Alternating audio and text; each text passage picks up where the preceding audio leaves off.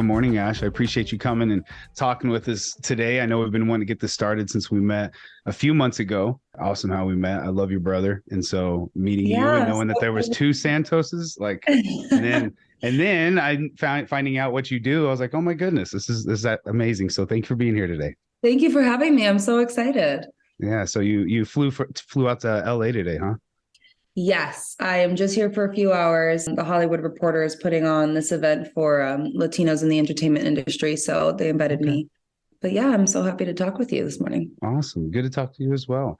I know you're based out of Salt Lake City. We've done some work out there together. We appreciate that on the Standard brand. You've brought a new level of class and everything to what we do. And so we really enjoy that. But I want to talk about you and what you do. And you have a new movie coming out, which will build up to that. But then I just kind of, with the title of that movie, I'll give a little hint. It's Half Baked too. And so you have to have some background in cannabis, somewhere.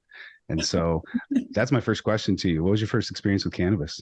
Oh my God. I think I was 16 years old. I was at a house party that I definitely snuck out to go to. And this guy invited me to his car and he pulls out this terribly rolled joint. And he starts like lighting it up, but it's like kind of falling apart because he rolled it himself. And he's like, "You want to hit this?" And I was like, "I don't know." That's kind of scary. But I did. And I remember I hit it a few times. So I go back to the party and my first experience being high, I was just like, I felt like I was like floating and leaving my body. Yeah. So I'm like sitting on this couch in a basement and I'm just like, and it was just the best experience ever. Yeah, that's good. That's good. Yeah. Oh, at least your first experience was a good experience. Yeah. You know, I've heard some opposite experiences, but you had the best one. You just felt high. I had the best one. I just had that body high. But then the next times I would get high, I'd get that paranoia where I'd get like, but yeah. And that was out in New York? I grew up in New York, yes. Nice. Out in the Bronx, right?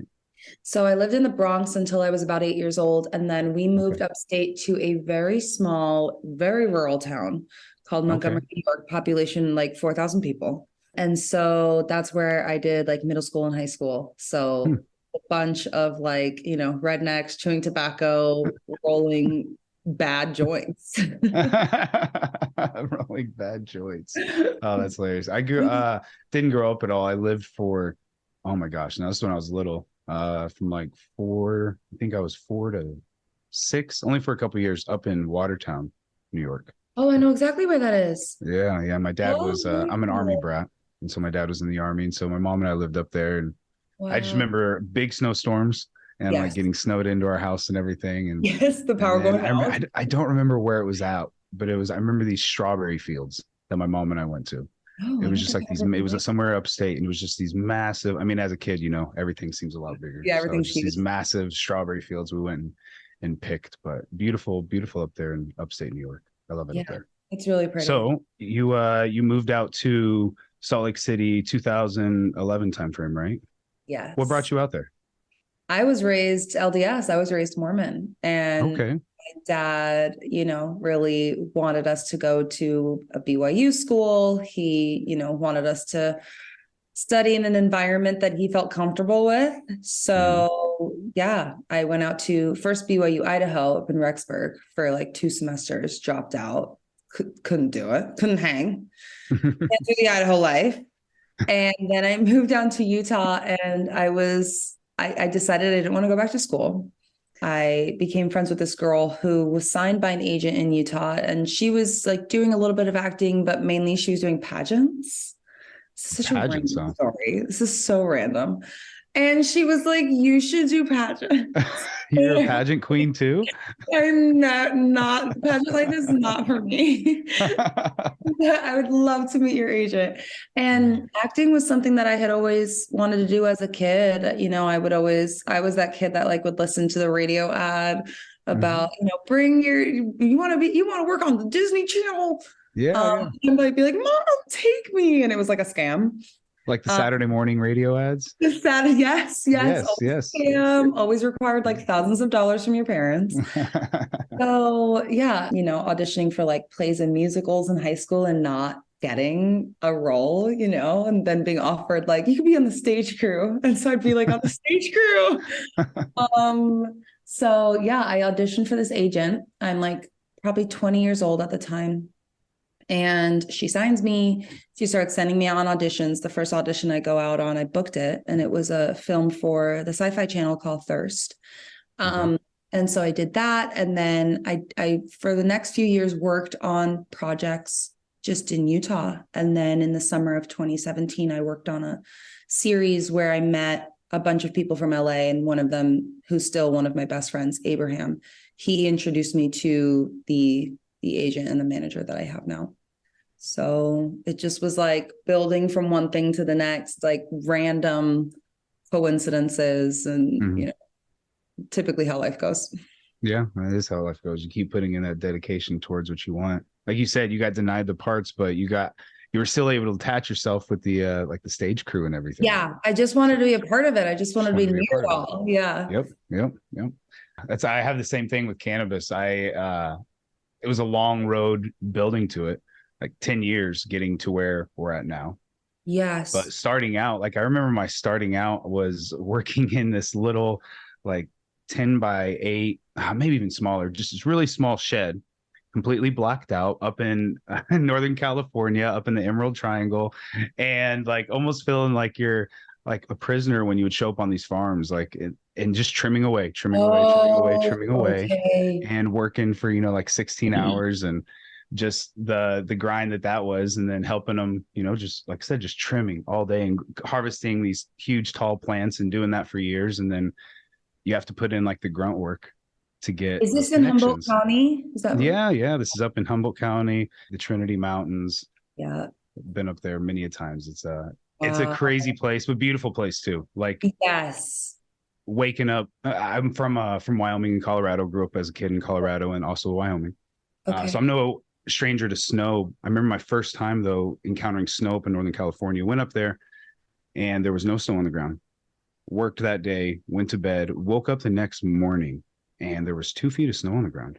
And there's these big, tall cannabis plants with snow on them. And the farmer was waking us up and he's like, hey, we got to get this stuff down so that way it doesn't mold and everything. I'm like, where are we at? Is this really California? Like, where did this snow come from? What is happening up here? It was just a complete shock. It's beautiful up there, though. It was beautiful. Yeah, it is. Met some really amazing people out of it, too. But like you said, that dedication, just wanting to be a part of something. So no matter how you had to do it, you attach yourself to it. Yes. And then look where you're at now. And same with you. Yes. Thank you. Thank you. I love it. I never thought I'd be on a podcast. So when I have the same, when I was a kid, I grew up on radio as well. I mean, born barely in the 80s, made it just in at 89. Yeah, we're probably around the same age. Yes. Yep. I saw that. So now growing up in the 90s, I listened to Saturday radio all the time. Listen to the different stories and the cartoons and stuff. And I always thought it'd be fun to be a DJ. And I love radio and everything. Never came close, never tried anything. And then now having a podcast, I'm like, yeah, you're like, it's pretty damn close. It's pretty damn close. So we'll see how far this goes. And now I'm getting the interview. This week's a big week for me. I was boasting about it a little bit to people. I was like, I'm interviewing a Hollywood celebrity and a elected politician all in 1 week. Like this is amazing. This is amazing. Oh, I'm excited for the politician episode. Yeah, Senator Street at the end of this week. He's from Pennsylvania. He's very active in cannabis, very pro cannabis. I'm excited to have him on. Amazing. Very cool. So, but let's get back to you. So first breakout, if you want to say big name film, was it the FX American Horror Story? Getting on American Horror Story. For context, I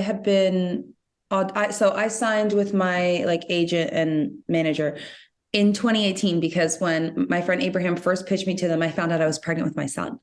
And they were like, we don't do pregnant people because it's not a lot of auditions. You can go on with a belly. So if she's still interested after she has her baby, let us know. We'd love to meet her. So I literally have my son. And then the OB-GYN gave me 6 weeks before I could fly. So at the 6-week mark, I have my husband at the time, my almost 2-year-old daughter, and my 6-week-old son. And we're flying to LA. And oh my goodness. we like, I leave them in the car. I'm like nursing my baby. I like go upstairs and I meet with this guy and he's like, oh my God, didn't you like just have a baby? And I was like, yes, but I'm ready to work.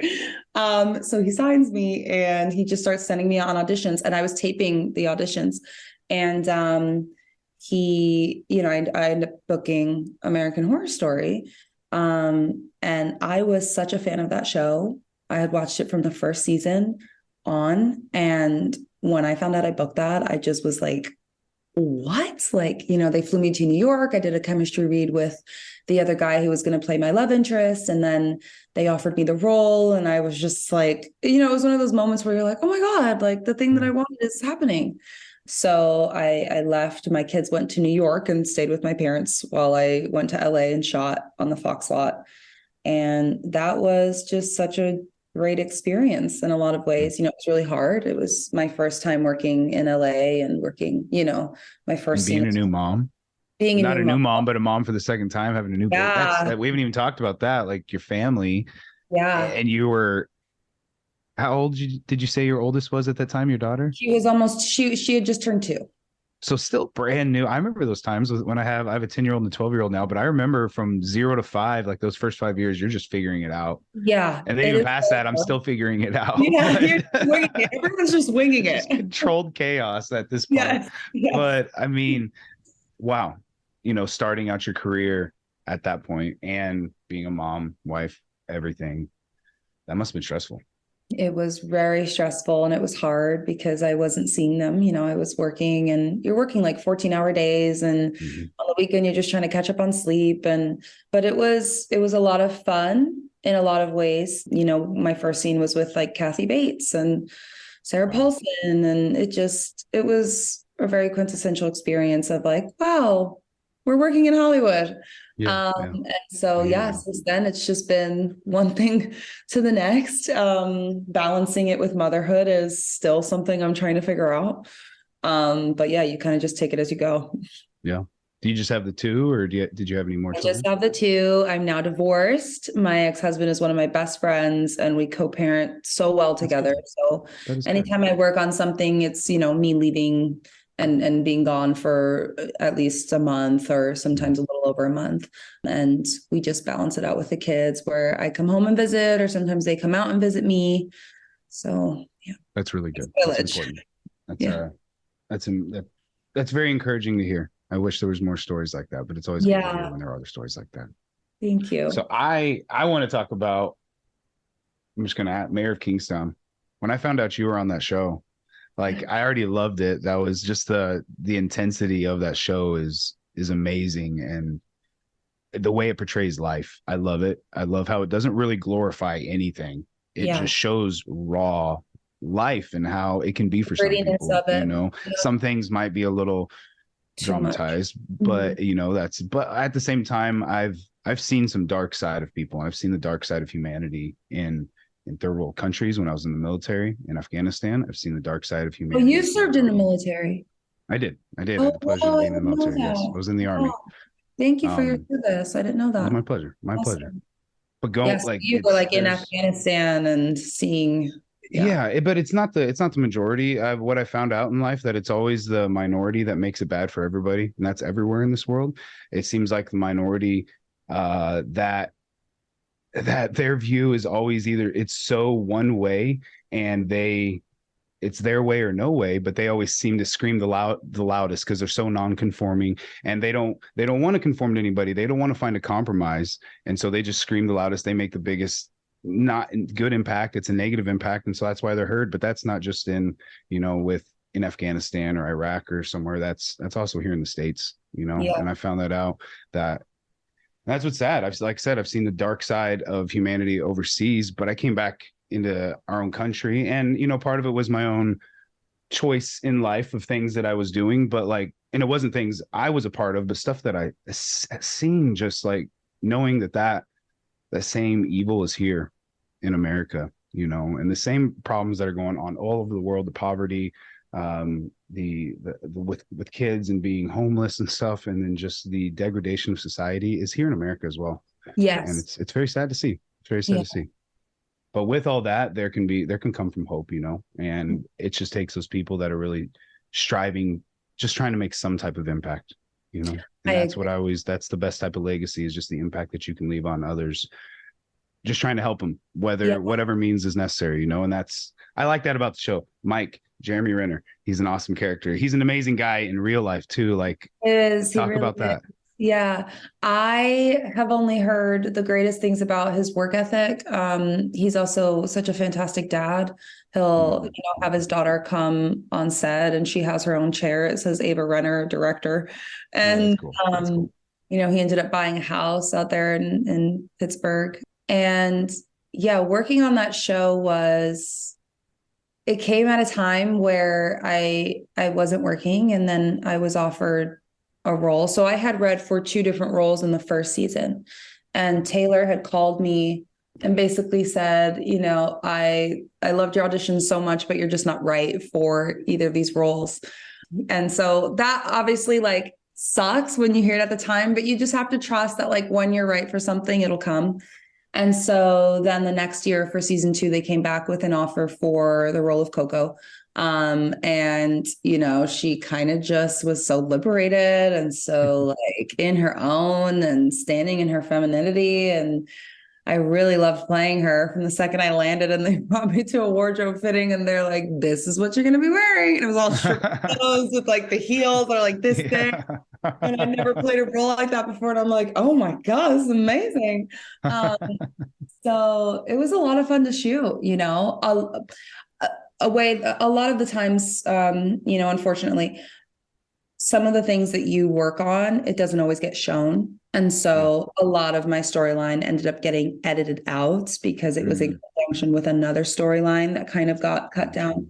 But it still was, the experience of shooting that and working with those people. They're just the kindest producers. I mean, they're people who really love to pay it forward, and they like to keep things in the family. That's why you end up seeing so many of the same actors working on the same projects of theirs. And I just really loved working on it. It was a great experience. Is Coco staying around? I mean, because her character definitely it seemed like there could be more with her. Yes, we still don't know if there's going to be a season 3. I think it's contingent on how Jeremy is feeling and how he heals and if he can do it. It's the most strenuous for him because he's pretty much he's working every day.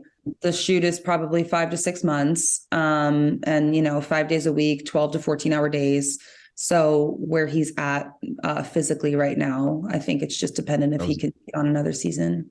That was so insane, that accident at the beginning of the year. That was scary, just shows life's so short, and it can happen anytime. In a flash. I mean, by all accounts, he should have died. It's shocking that he survived. Yeah.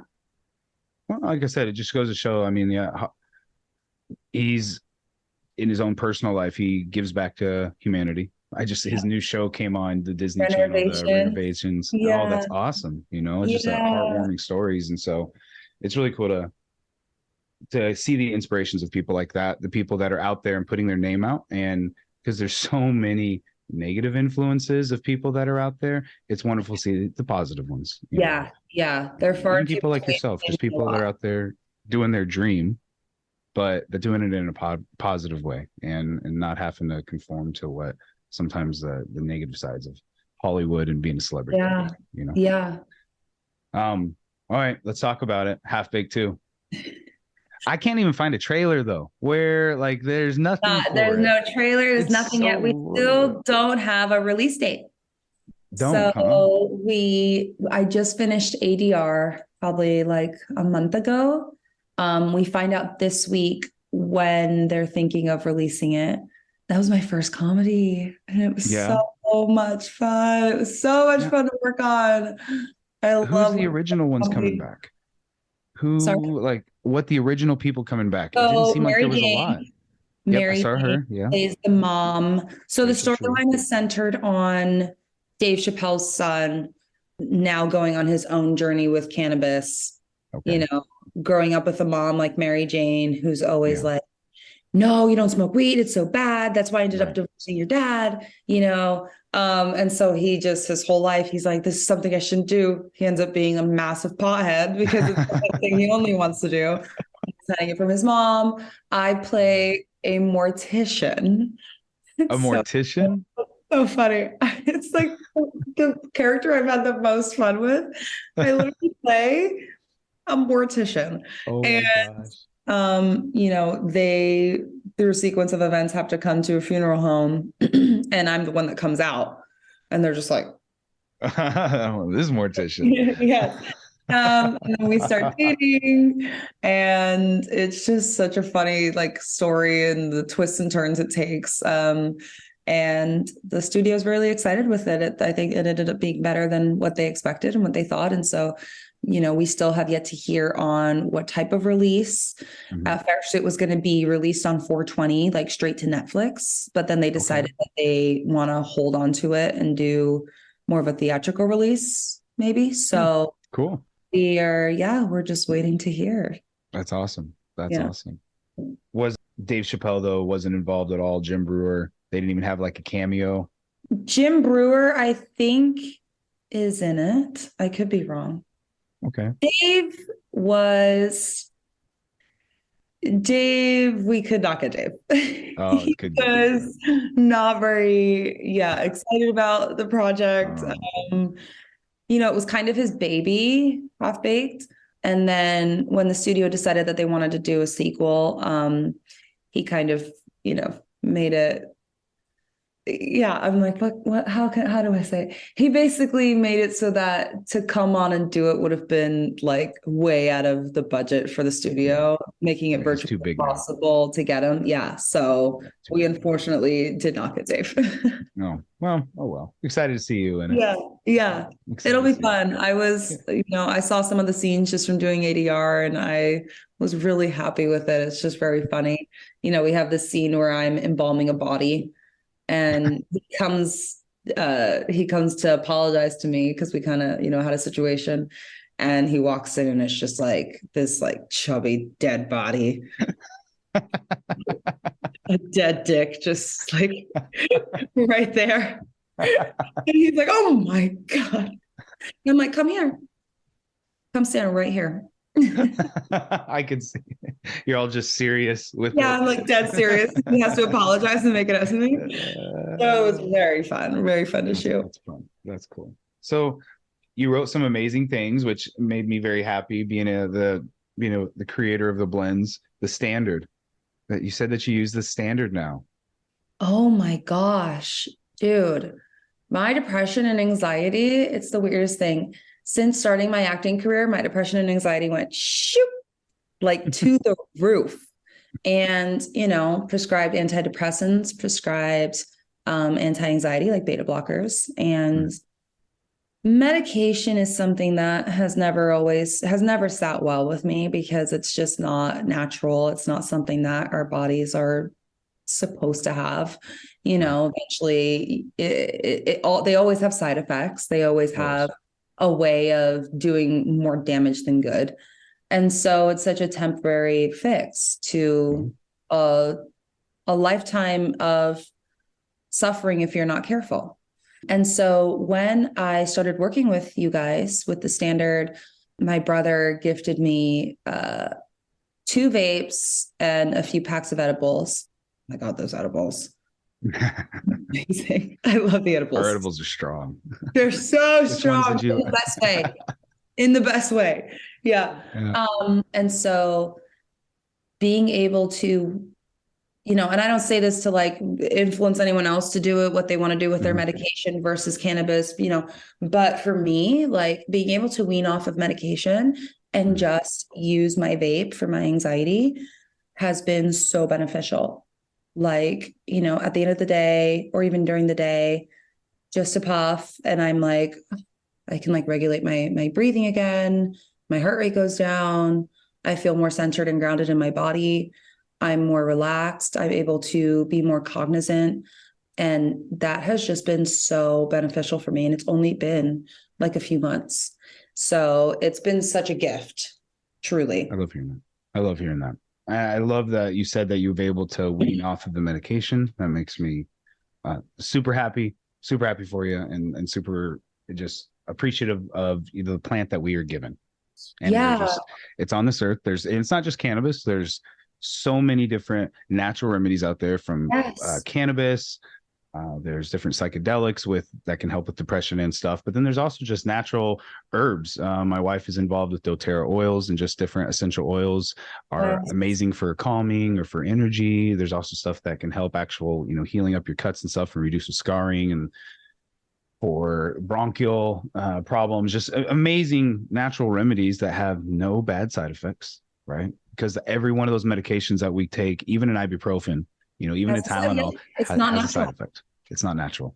I did the same thing when I came out of the military. They do it. I said this before to somebody, so I won't go to great detail, but whenever you are in the military, doesn't matter what branch you're in, if you ever serve a combat tour, when you come back from a combat tour, you're given an evaluation. And I would say that probably 75% of us, doesn't even matter. I don't even think they listen to us in the evaluation. You're just given a standard script, and it's anywhere from 6 meds on. And you say, here you go, have a nice day, right? Yeah. Yep. And that's that's stuff to, to cover, not sleeping. That's stuff to cover your anxiety, your depression, just everything. And they'll just layer stuff on. And then if you're injured or anything on top of that, then what they add on with the opioids, it's like giving candy. I tell people, like, I think it was a big script, but I was on for several months. My script was 120 pills a month of Percocet 5s, like nothing. That was active duty, by the way. I was active duty. I destroyed my knee in Afghanistan, but they, like with the surgeries and stuff, it was just, here you go, no problem. Plus the other stuff that I was on. They have you like on antidepressants and all these other things as well. So you're all of it. You're so disconnected from your body. That's it right there. So that's what I hate about these medications, is it just covers up the problem in a super blanketed fog, and you disconnect. And I think it makes the problems worse because you disconnect from everything and everybody. And you're, as I say, a zombie. Like, that's how I felt. I wasn't sitting there drooling, but I was definitely out of it. Like, there was times I was so mentally just gone. Yes. Just a fog. And like on autopilot. But not a good autopilot, because it didn't allow me to function very well at all. And then getting out of the military, being able to use cannabis, it got me off of everything. I was off of everything, and I haven't used, ever since then. I've had surgeries and stuff, and I have tried to never use any of the medication and just use cannabis and other alternative means of natural remedies to relieve the pain and stuff, because it's, it can cause a big problem. And I'm not ashamed to admit it, that because of the stuff that I was prescribed, and do I blame it on the military? Do I blame it on somebody else? I've learned as I've gotten older that regardless of the situations that you're put in, at the end of the day, it's still yourself that made the choice. Even though there might have been a huge amount of influence and everything, it's still me that made the choice that I did it. And so I had an addictive personality with the opioids. And so now, once I cut that off, and cannabis, people talk about cannabis being a gateway drug. If it was a gateway drug coming from someone that did have problems with drugs, I would be hooked on everything right now. And that cannabis is the reason I got off of everything. Exactly. And been even alcohol. I had quit drinking for almost 3 years. I openly say that I did when we went to Barcelona. Your brother was there. We went out. We all went to a club, and I did have a couple. You have to. But I mean, when it was a situation, but there's nothing wrong with that. It's being controlled and stuff. It's not like I used to. But cannabis is the mother plant, and it heals all. There's a reason why all mammals, everything on this earth has an endocannabinoid system, and our bodies interact with it. That's just not humans. That's other animals. And we found that out. That's why, do I believe in all the CBD dog rave and everything? Dogs can get more than CBD. My little Frenchie, she likes to chill out with me in the evenings, and she'll come and sit, like she'll ask for it. She'll come and sit and like get mad if I don't give her a little puff, and then she's ready to go to bed. Oh my God, I love that so much. She's something else. Awesome. I'm glad to hear that the standard has worked for you in that way. That was one of the reasons that we created it. Is because we were there in Wyoming. We had our shops going in Wyoming, and we sold other products like this. But myself having a background in cannabis and what I know about it and what I've done in the past, looking at the products, actually looking at the COAs and finding out what's in them, I was very, very disappointed. And on some of the brands, we completely kicked out and stopped carrying in the store because of what they were. And I told the owner, I was like, we can do this better. We can actually give people a real product for it, even though it comes from hemp. It's still the same thing once you make it into oil. And so let's give everybody what they want and what they need and what they deserve. We created the standard, and makes me very happy to hear that. Feel that difference. I've hit a lot of different vapes, and there is a difference in quality with the standard. So appreciate hearing that. What's your favorite one? I love the sativa one. The indica's great, but I'm so sensitive to like falling asleep. Yeah, so to put you down. The sativa one for my anxiety helps me get through the day, keeps me up. So it's been good. So what are you working on now? So now I'm working on I'm working on writing my own projects. There is, as of today's actually the deadline for the writer's strike. So we're all waiting to hear kind of on pins and needles whether Hollywood will shut down or will stay open for, the WGA is currently in negotiations with the streaming services and studios to try and get better contracts. And so today is the deadline. And if the studios didn't comply with some of the things, it will officially be a writer's strike, and Hollywood, work will pause. So everyone's a little bit tense right now with the landscape of the industry. But yeah, writing my own projects is where I eventually want to transition my career. Writing has always been my first passion before acting. So I've been inspired by a lot of, the things around me and, my own life stories or different versions of them. I wrote a pilot based on a fundamentalist Mormon who ends up pursuing an acting career. It's called The Book of Mormon. I've just tried to embrace my background because it is so unique, being a Dominican American growing up in New York, but then growing up Mormon and being one of the only Hispanics in the church, and then having to go to like Utah and be surrounded by Mormons and then leaving the church, pursuing a career in Hollywood. It's a lot. And it's been a lot of fun. I also wrote a feature. So I have now 3 pilots, a feature, and a short film that I'm producing this summer. But yeah, so that's the next phase I want to take my career. And I want to, be the content creator as opposed to always just being the actor. I have a deep passion for storytelling, and it goes way past acting. So that's been fun for me to explore that and grow that. You said you're directing a short movie this summer. Where's that going to be released at? Is it going to be at one of the film festivals? We're submitting it to the film festivals. Yeah. And it's centered on, it's me playing a version of myself, struggling with, love addiction. It's not something people talk about very often. We were talking about different types of addiction. Mine hasn't always been chemical. It's, been more in the codependency realm. So sex and love addiction, coming from the viewpoint of a woman isn't something that has ever really been touched on, at least from what I've seen. So I just finally got to a place where I was like, I'm just gonna, I want to tell my story in the way that I want to tell it. And so I'm really excited about that. It's called Fiend. Very much a comedy. I love the idea of playing with very painful, hard topics in the scope of a comedy, because that to me is the funnest thing when you don't know whether you should laugh or not. that awkward. And it's like uncomfortable and awkward. Uncomfortable comedy. You're like, oh my gosh. Yes, it's my favorite. So yeah. I like it. I took my wife to a live Joe Rogan show. And then it was his whole, I'm terrible with names, but the guys that he on tour with him, the whole show is definitely my type of comedy, like very just raw comedy. That's the best way to put it. Just raw. There's no lines drawn. Everything's open. It's just let's go for it. Yeah. And I watched people get up and leave. And I thought it was hilarious. Oh yes. Watch some people get up and leave and get very angry and stuff. And I was sitting there having a hard time breathing most of the time, about to fall out of my seat. And my wife's sitting there not knowing if she should laugh or not, trying to be proper and like covered up. But I mean, it was hilarious. I love it.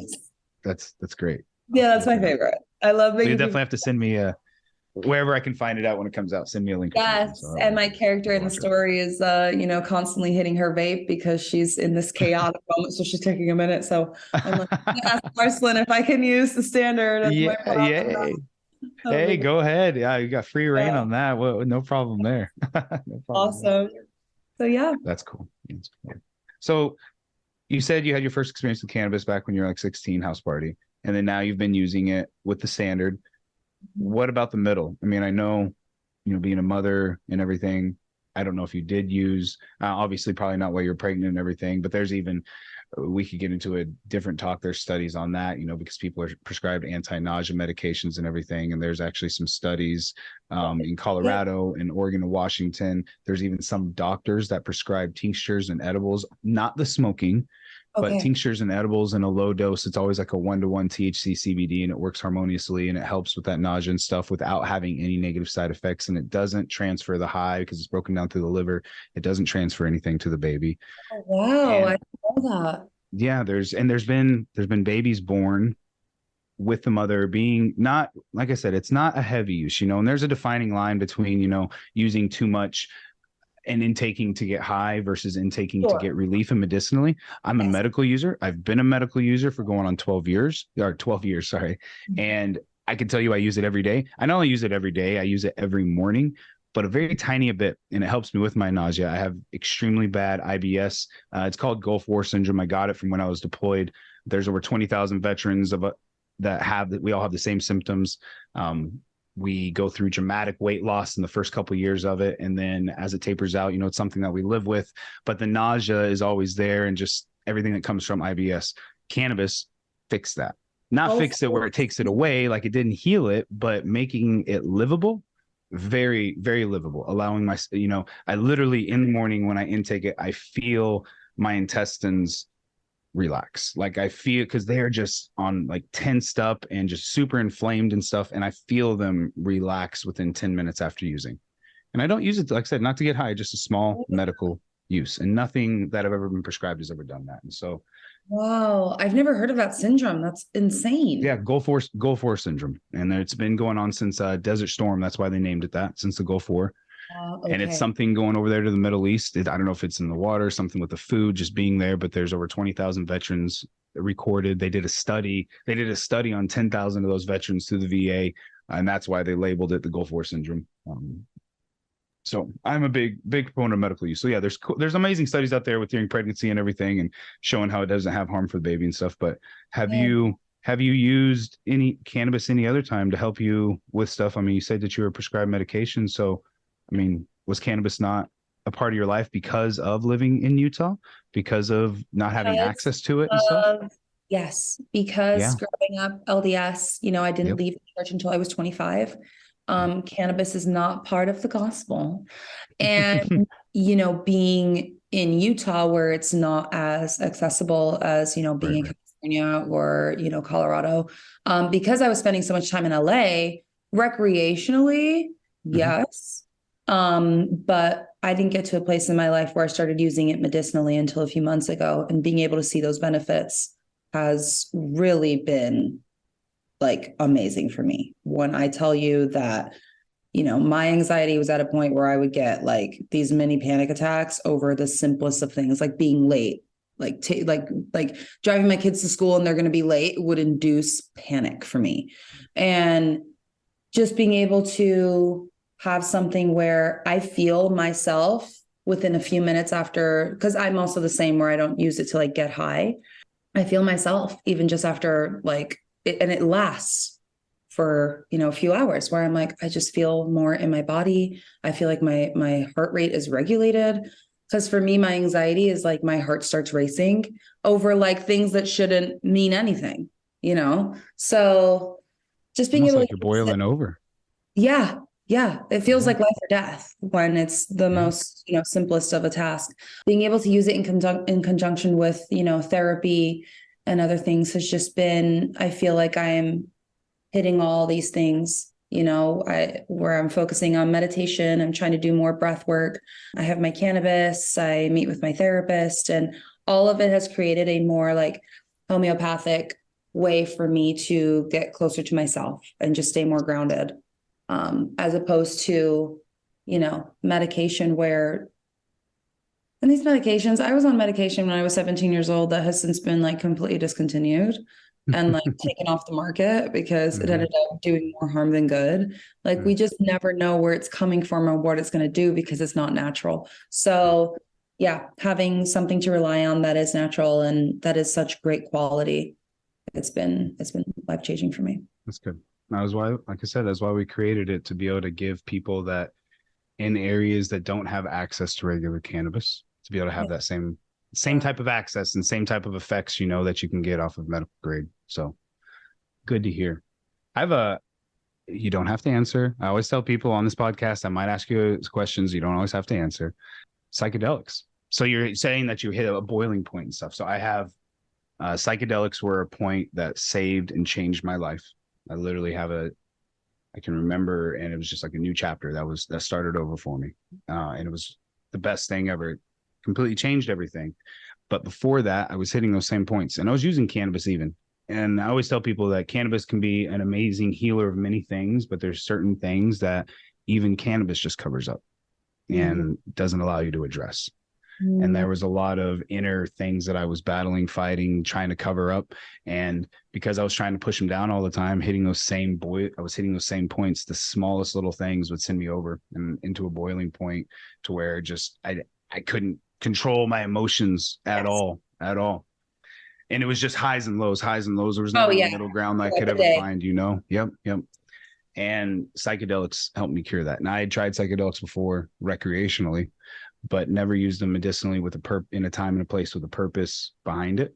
And when I started doing that, man, I was able to release so much, bro. And what I tell people, it's breaking down an armor that we build up in life, that we've built up an armor to different things. And it starts from depending on some of us, it starts in our childhood. And that's now, as being a father, why I try so hard to be careful with the ways that I'm raising my kids, because they're so impressionable right now. And coming from a way that I completely hated, I wish I could forget the first 18 years of my life. And now having a chance to do something impactful and positive with, you know, my kids, I cherish each day with it. So, but with that, I had a lot of things that I built up through those first 18 years. And then even past that, with experiences in my own life, experiences in the military, when I deployed, coming back, readjustments, and then, like I said, some of the things I put my own self through, which was just my ignorance, but the psychedelics helped me break through all that. I say I had an ego death. I had not only had an ego death, but I had a bringing of new life, and was able to release finally everything that kept boiling over, you know? And so if you haven't, I encourage, if you want to talk about it offline, I encourage. It's amazing. It's helped us so much. I have done psilocybin recreationally just a few times. When you say that you do it more medicinally, what does that look like? So my medicinal encounters with psychedelics were with DMT. And the reason why is DMT lasts for a short amount of time. I tell people that very sure. I've done DMT before, and yes. Yep. Have you ever crossed over? I did not, no. Yeah. So that was what changed for me as well. And went through a journey that was, I felt pain, actual pain, some of the worst pain I've ever felt in my life. And also some of the most love I've ever felt in my life. And in the presence, and I tell people, and I believe what you want, but I was in the presence of God, what I believe is a higher entity, a higher power. I was in the presence of him, could not look upon him, could not. His power and his glory was too great. And I felt it. The heat was so intense, but it was such a warm heat, and I felt so much release. And that was that was the time that I finally did release everything. I actually purged. I vomited. People talk about that with ayahuasca retreats and different things. I purged, and it all came out, and it felt so good. And I cried for like an hour and a half afterwards, after the whole experience. And my wife was there. She's been my, not guide, but my safe person through all three of them. So sat there sober. And so she's been able to, if you want to say, affirmate some of my experiences, because then I would describe to her what I was feeling and like what I thought I was doing. She's like, well, your body was doing this at this time and stuff. And DMT was done medicinally. You can't do DMT recreationally. At least I don't believe in it. If you do it recreationally, you definitely won't have the same outcome from it. But if you do it and you have to cross over, so you have to have somebody help you there, because you have to intake a certain amount. That's what I struggled with. I couldn't take it enough. Yep. It's hard. Like, it's so hard to get in, because you start going from 0 to 1,000 so fast. But if you can do it, your life will never be the same. I promise you. I've told many people that, and I've had some people have done it and they came back and they're like, man, you were right. You were right. Always have someone there that's just your safe person, you know, not that you're going to do anything bad, but always have someone, be in a good place, be in a calm environment, meditate before if you can, or just breathe, or maybe smoke a little cannabis. I did. And then I intook it, crossed over, and, you know, my whole journey was done in 30 minutes. Cause if you've ever taken, you know, it's very fast, but it comes down. But it feels like it was all night. Eternity. Yeah. Like I said, the journey that I went on that time was so intense. Wow. It takes me a while to describe it to people and to break it down to them. But it was the best thing for me. And that was when my life started new. And I can go back to then where stuff started changing for me, even just in my day-to-day life. I was a very angry person before then, with just hating a lot, just mad at the world, mad at myself. Really, that's what it was. What I found out, I was angry at me. I wasn't angry at anybody else. I was just angry at me. It's all projection. Yeah. Wow, you've inspired me. Now I'm trying to do a DMT trip where it's over. Yeah. It's a great experience, a great spiritual journey for people. So I encourage those that, like you said, you have people that are holding on to stuff that maybe have some things in their life that they've had trouble letting go. If you want to finally let go, if you want to feel that release and start something new, God put the stuff on this earth. Yeah, it's all natural. It's all natural. Yeah. I love that. Thank you for telling me that. You're welcome. Thank you so much, Ashley, for being here today. I really appreciate it. This was such a fun conversation. Yeah, it was really good. You know, I'd love to have you on again sometime. Maybe after Half Baked comes out, and we can talk about that. Once we've seen the movie, we could do a review on it or something. Yeah. Maybe we'll have to smoke a little bit and share some scenes and talk about it or something. On Baked, and we'll do a review on Baked. Yeah, I love it. I love the sound of it. Thank you so much. Have a wonderful day. Enjoy LA. We'll talk to you later. Thank you.